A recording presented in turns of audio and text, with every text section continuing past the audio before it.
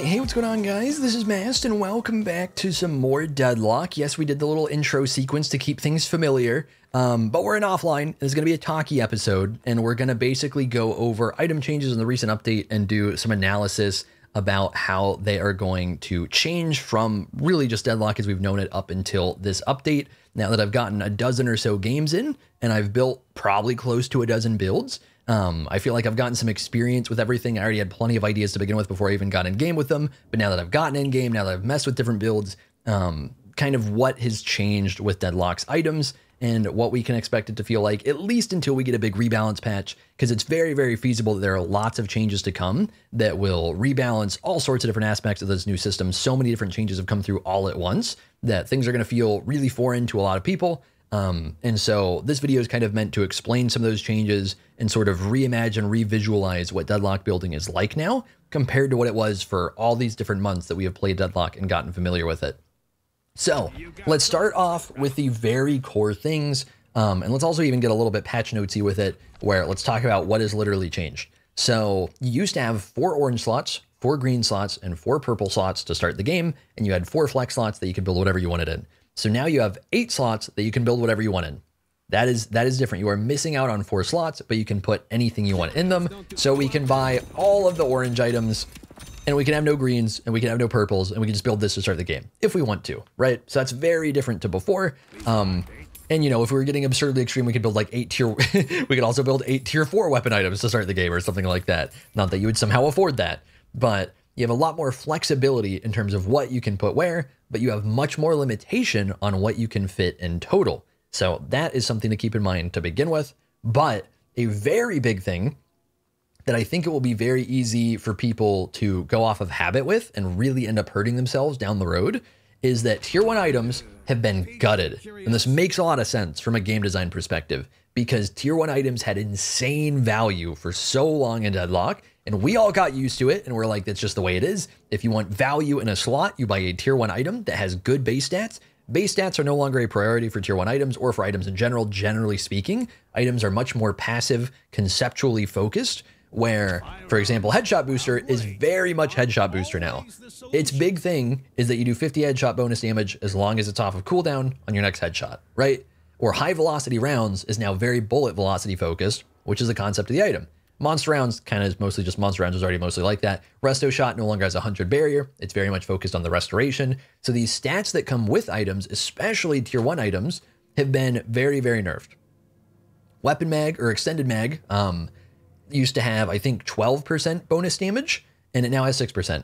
Close quarters had an extra 5% bonus damage. It also had some bullet resist on it. Headshot booster had 40 bullet barrier and like 4% fire rate. To be fair, they gave it health. Headshot booster actually feels pretty good right now. But like it had overall, I'd say higher value stats than it has now.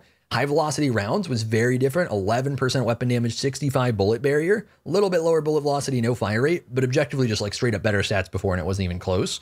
So a lot of items have taken hits to their stats, and these hits to their stats would be one thing on their own, but when they now cost 800 souls instead of 500 souls, and they're competing for fewer slots in your build, it is a massive hit to tier 1 items. And so while in the past we had plenty of builds where you could almost round out a build, where you could build with those 12 slots, you could probably fill at least 3 of each 4 slots for each type with a tier 1 item and feel good about yourself for at least a while. It now feels terrible because it's so expensive and so many of these items are kind of meh in a variety of circumstances. They don't have those just inherent stat boosts. It's really about how well do you proc them and do you need those procs, that it feels very, very different now. And so now Deadlock is shifting much more from early game tier 1, tier 2 item value to overall tier 2, tier 3, tier 4 item value, and then questioning how many tier 1s you need to survive the early game or beneficially impact the early game. So for example, Resto Shot, Headshot Booster, very good early game items. These are really strong on a variety of characters. This is a lot of damage. Every 6 seconds, you can do 50 headshot damage. If you're really on point and you land that pretty much off of cooldown for just straight up 1 minion wave for 30 seconds, you can land 300 headshot damage, assuming you're not like out of range and nerfing the damage. There's damage fall off. So assuming that's not coming into play, that is crazy. That is so much impact. So for 800 souls, sure.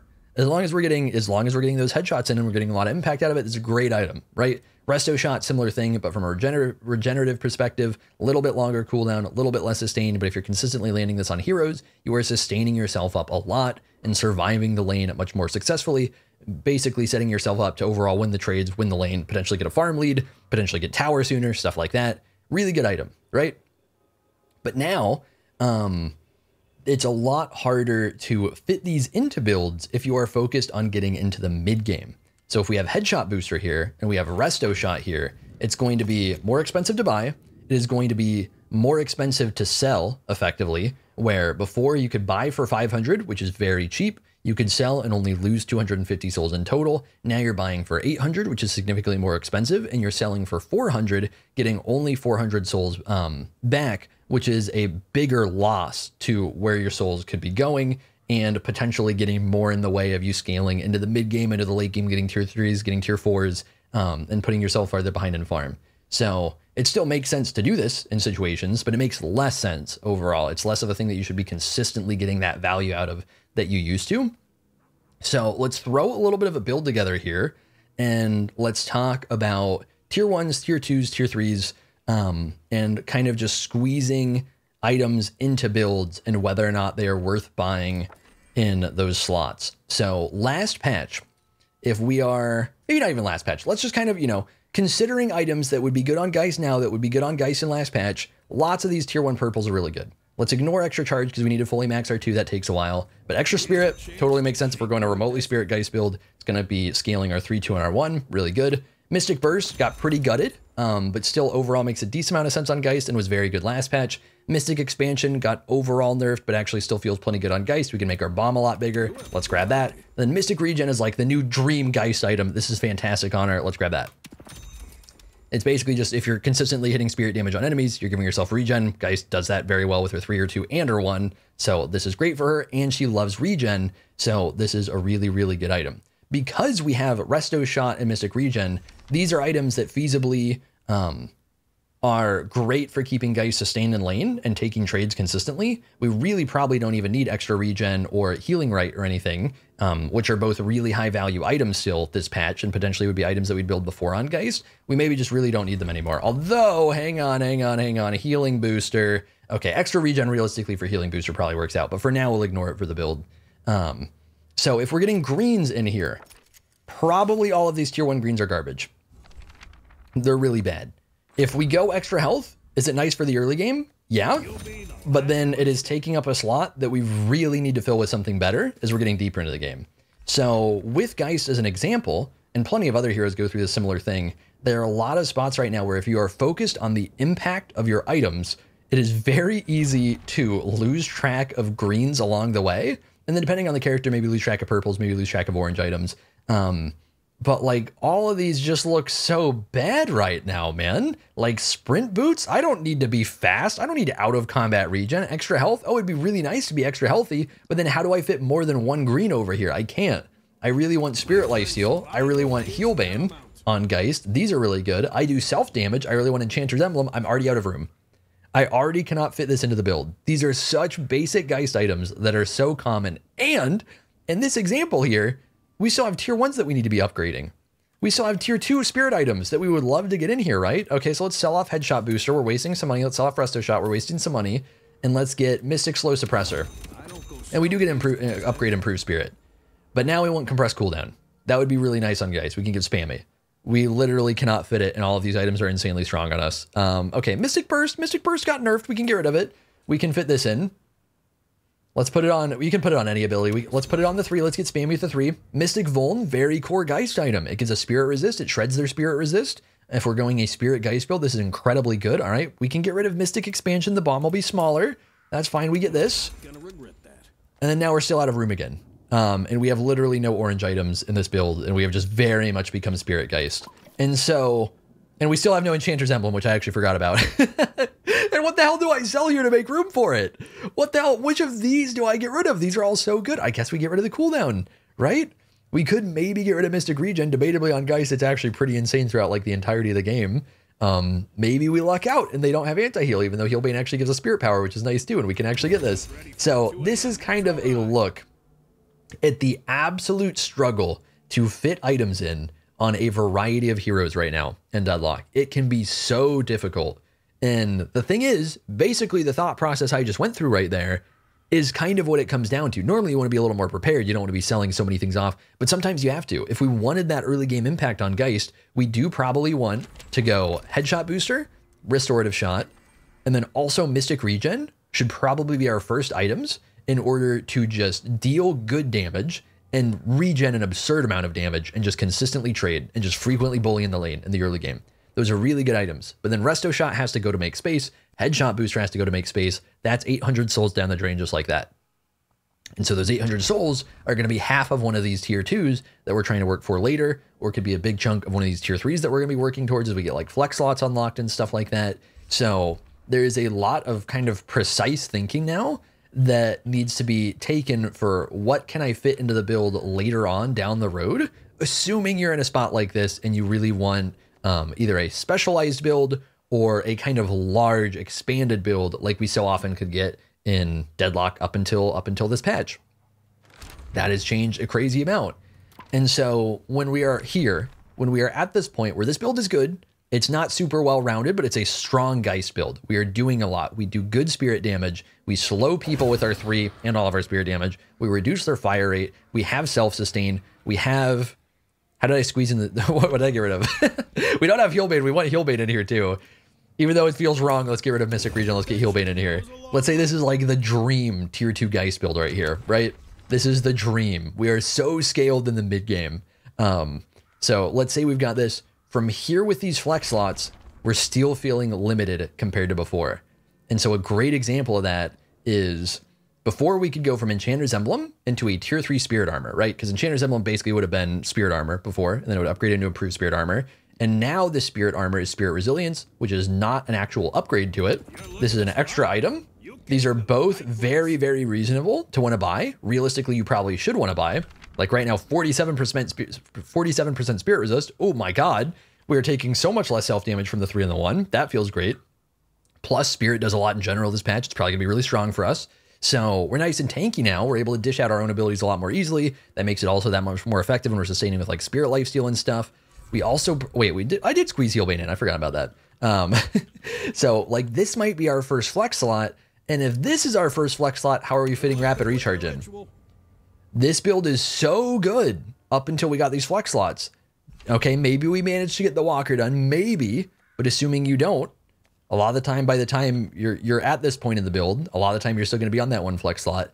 How do we fit Rapid Recharge in, which is insane, because once we get that Geist 2 max, which is normally at this point in Deadlock is what you should be maxing first, you can just, you know, if we spawn one of these, and one of these, and one of these, and then it's taken forever, so we do one of these, then we do a little... Like, that's nightmare fuel. Yeah, that just did 500 to everybody at once while healing me what would basically be my entire health bar. Since we have no levels, it is literally more than my entire health bar. That is absolutely insane. That is a crazy item. We get so much value out of it. And so there's a lot of battling for it compared to what we might have before. And from this point on, if we're continuing to try and round out the Geist build and get the important stuff going, Boundless Spirit, of course, is something that we would upgrade into at some point. As we saw in the Geist video that I just uploaded, this item is crazy on her. Escalating Exposure, I think, is actually objectively quite a bit better now than it was in recent updates. I don't know if it'd necessarily be worth building on Geist, but still, it's a decent amount better, so maybe we would upgrade into that. Superior Cooldown would be really good. That's something we would upgrade into. What else would we be looking to get done? Spirit Burn, probably an item. There's going to be a lot of debuff removers, so it's objectively kind of worse. And then Mystic Reverb. And then that's probably going to be our build. And then we do still get to upgrade into Leech. So one thing that I think does also stand out that's worth keeping in mind is when you're going into specialized builds like this, where we are going into a lot of purple, as you get deep into the game, you can mostly fit what you want. What really stands out is the lack of anything else. We are very much getting some valuable greens and a whole lot of purples that are very strong on Geist. We are a very green-purple build with literally no weapon items, and that makes sense. but we don't have those 4 slots to fit in some subtle stuff. Like we could go Headshot Booster into Headhunter. That gives us more sustain. It makes us speedier. It's really nice. We could go Mystic Shot. That is a massive chunk of damage. Right now it's 150 spirit damage when it procs. We don't have Spirit Shredder bullets in this build. It got gutted in the update. It kind of sucks ass now, but still, this was such a core Geist item. Can't fit it. Just can't remotely fit it. Maybe we would want Kinetic Dash so we have a little more mobility and we can actually do a little bit with the gun and we get a crazy ammo value because look at this, we have 10 bullets. So if we got Kinetic Dash, we'd have 18 bullets. All sorts of different stuff like that. You are not getting those free slots to work with. You're specializing much, much more specifically. And early and mid game, it's a lot harder to fit things that you'd like to fit. And then normally late game, it feels kind of somewhat similar.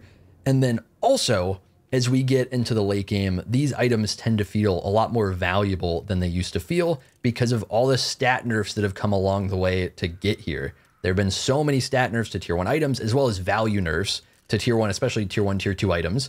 So they have lower stats, they're more expensive, that generally speaking, objectively, tier 4 items are just kind of better than they used to be in comparison. And so when you get to the stage, it's feeling more familiar, more like home. You can build kind of what you wanted to do, and you can do it earlier in the game. But these are feeling significantly worse. So it's more of an emphasis on getting into the late game value and less on the early game filling of slots to get just straight up impact from base stats that tend to not exist anymore. So that is a lot of stuff. I may have gotten lost along the way. Hopefully I have not repeated too many things. I think I have largely kept myself on track. Let's talk a little bit about the price value of items and how that has changed. And I think that might largely do it. And I'll just hope that I didn't miss anything too terribly important. I think that's kind of a pretty good summary of where we're at. This is a video where I think it is very possible for me to have said a lot of things and people will be like, what the hell is this guy talking about? Because it is a kind of stream of consciousness, stream of thought. So hopefully you guys get value out of kind of the stuff that I have been thinking about and considering. It is harder without in-game example, but it's also a lot harder to get in-game example. Maybe a week from now, I will throw together a bunch of game footage and make a whole video like that. I don't know. But let's talk a little bit about investment value in items and how that has changed as well. So Spirit, weapon vitality and spirit all scale differently from buying items compared to how they did last patch. So we've talked about how tier 3 items, tier 4 items are kind of starting to stand out more because tier 1, tier 2 items are generally more expensive and significantly worse compared to the price differences that these deeper trees have hit, as well as the fact that with these limited item slots, you're going to tend to be building more tier 3s, tier 4s to begin with because you're getting fewer of those weak tier 1s, tier 2s. But the amount that you invest has also changed significantly, or the way that you invest, I guess you could say, into a tree. So that also leans towards expensive purchases being valuable for overall base stats when you're buying items. So if we buy 4 tier 1 weapon items in the previous patch, each of these would have given us 6% weapon damage just from buying a tier 1 weapon item. It now is based off of value. It does not matter what tier it comes from. So, I mean, for example, we can actually buy a couple tier 2s. If we buy all of this, we get the same value in terms of just inherent investment value as we get from buying 1 tier 4. That does not mean you should start the game by building a tier 4. That is just to say that these kind of provide more value now for the price in terms of investment. So either way, if we are spending the 6,400, we are getting 26% weapon damage investment. So before, the way this would work is if we bought a tier 4, which to be fair would have technically been a little bit cheaper, it would have been 6K, but if we bought a tier 4, this would have been 18%. It's at 6% at tier 1, 10% at tier 2, 14% at tier 3, and 18% at tier 4. It now is a new system that is based on worth, which means this is also the same as what we had looked at with this. These 6 items are giving us this 26% more because they cost 6,400. What also costs 6,400 is the tier 4, which also would give us that same amount. If we buy another one, if we double this value, we are not getting quite as big of a boost. Wait, we are getting as big of a boost. Oh my God. Wait, this is a crazy value up until here. That's funny. That's funny. I didn't notice that. Yeah, as you get deeper, it starts to get, damn, that's crazy. I actually hadn't noticed that. Yeah, it falls off really hard here, but it literally still doubles up until there. That is such a funky, do they set it up like that on purpose? That makes no sense. I think it's a bug. hang on. That literally makes no sense. Look at this. Look at this. So you started at 6%. I was pretty familiar with this, but I had not noticed the absolute massive jump at 9.6K. That's actually silly. So when you buy an 800 tier 1, you get 6% weapon damage. It drops all the way to 8% at 1.6K. Is this chart off? Or have they just like goofed around with it like crazy? This actually doesn't make sense. I had focused too much on the more sensical upgrade points and had not noticed some of the in-betweens where we only get 2% weapon damage from this, but we then get 4% weapon damage. Sorry. This is 6%. This is another 2%. This is another 4%. That objectively doesn't make sense, right? This is 6%. What the fuck are we cooking, man? And then a couple of these are 10%. Not each, but like combined. Sorry, 8%, so 4% each. That's so funny. Is it like that with the others? No, right? No. Huh, I wonder, okay, I'm actually really curious about this. Maybe that's why I looked at Spirit too much. This is the only one with stupid jumps. So this is literally either bugged and it doesn't actually, let's try and find out. You know what? I gotta learn a little something right here. Let's find some items. Oh, it's not too hard nowadays. Some items with absolutely no weapon damage. It's saying we get 52%. We actually get 52%. Okay. I think, yeah. I mean, maybe they're just crazy over at Valve. Maybe they're just running numbers I can't comprehend. Oh my God, man. Yeah, so anyways, getting back to my interrupted point where Valve just absolutely threw me for a loop. Apparently for weapon items, everything is literal chaos. For green items, you kind of inherently get more value from investment into more expensive items. And same for purple, into more expensive items compared to less expensive items. Because as you're getting like before, what would the vitality have been before? I feel like I know. I think it was 11%, right? 11% for tier 1. It is only 8% to even start. And then a 2% boost from that one on. And again, it makes, wait, no, this is dumb too. It's only a little bit dumb. This one's a lot more sensical than the weapon damage one. The weapon damage one was actually absurd. This one is milder. But this one, you get 8% from the first one, 2% on the next one, 3% on the next one, 4% on the next one, 5% on the next one, and it's generally about 5 or 4% going forward, where it kind of smooths out. And it does get more and more expensive by massive chunks, to be fair. That's so silly, man. The only one that makes sense is Spirit. Everything else is dumb. Who made these? This is getting rebalanced. This literally doesn't make sense. Anyways, that is quite the tangent to randomly just discover myself right there.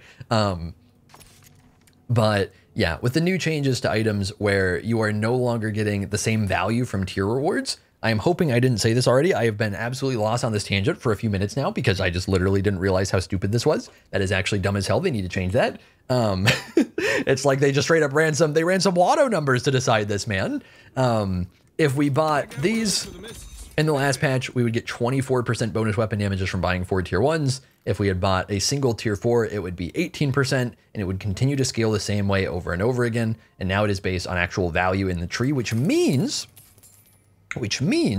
that there are more and more circumstances where you can afford to leave slots empty and instead fill in a big item that is high impact. For example, you could go a single headshot booster into a single headhunter on somebody such as Lady Geist, who can get quite a bit of value out of this item, and you get a big boost to your weapon damage. You get a nice 18% weapon damage boost from buying this, and that can really help fill in the lack of weapon damage that you're getting from a lack of weapon items outside of the tree. So that's something that is new as well, where it makes more and more sense to get potentially big purchases that really fit your hero, rather than littering in small purchases that now take up so much more space and don't just have the free 4 slots to work with before, depending on the build path that you're going. So hopefully that is logical. Hopefully that has made sense. I think with that said, I have kind of summarized my points or my thoughts on the patch and how it affects builds. I'm not really going to try and get into opinions on the patch, because I think opinions on the patch are pretty stupid for the most part, because it's so early and this is such a massive change. There are so many different things that have been implemented all at once, where we now have fewer slots. Flex slots kind of feel different. The item slots themselves feel different because they inherently basically are flex slots. The item purchasing power has changed significantly. Before tier 1s, tier 2s were by far the largest impact per slot, where you get so many base stats. Those base stats have been largely pretty gutted. Now, a lot of the time, tier 3s and tier 4s are a lot more reasonable to buy than they used to be, especially in the early game. And now counter building feels quite a bit different, where before it felt a lot easier, where it's like, okay, this can take kind of a relatively fill slot for an item, where it's like you might have 2 very core green items on a hero, and that means you have 2 slots where it's like, I can put in a healing, right? I can put in an extra health or something like that. And now it's like, no, I need to be jamming these counter items in. You could just take those out before. Now you have fewer slots to work with. Those counter items are going to tend to push something out that feels very important to the build. And that might feel terrible, but it's kind of just the way that the game is going and shaping, where it also means that it's that much more impactful to buy that counter item. You can't just casually do it. It is going to reshape your build to a more significant degree, which I think conceptually is actually really cool. And I think with pretty much everything that has gone through in this patch, a lot of stuff is going to feel both exciting and bad at first, because they have just objectively nerfed everybody by a lot. They have made items so much worse. They have limited the amount of items you can buy. They have changed it significantly. There's a lot of, especially the change is bad crowd, the people that get very comfortable in a game and they're like, oh, things are different, this sucks, are going to hate it. But I think long-term, the changes that they are making make a lot of sense. It is very, very focused now on the value of the item, where what does this do for your hero? How valuable is this passive that makes the item unique? And there is much less of the stat stick. High velocity rounds used to give you very solid stats for 500 souls. You could buy it on literally everybody and subjectively good. I'm not saying that everybody did buy it, because there are also so many other items that did similar things. But like, if they put old high velocity in the game right now and just replace this, but left everything else the same, I think it would objectively be the best item in the game for the souls, and it would not be close. Again, it'd be 500 souls, which would also make it dirt cheap. Like, it would not be close. Like, any single hero would be like, oh my God, that is actually crazy how much is just on this. You can buy legit 4 of these, and it's basically glass cannon for a third of the price. It is not at all like that now. It is so much more focused on the passives, on getting in what you can to do whatever role you are trying to fulfill.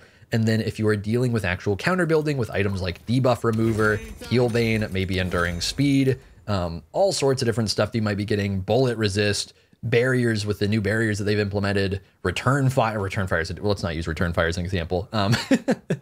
Maybe healing booster to combat anti-heal that's being applied onto you, counter spell, rebuttal in the early game. Normally counter items are going to be green. You also get some purples in here like slowing hex and stuff like that.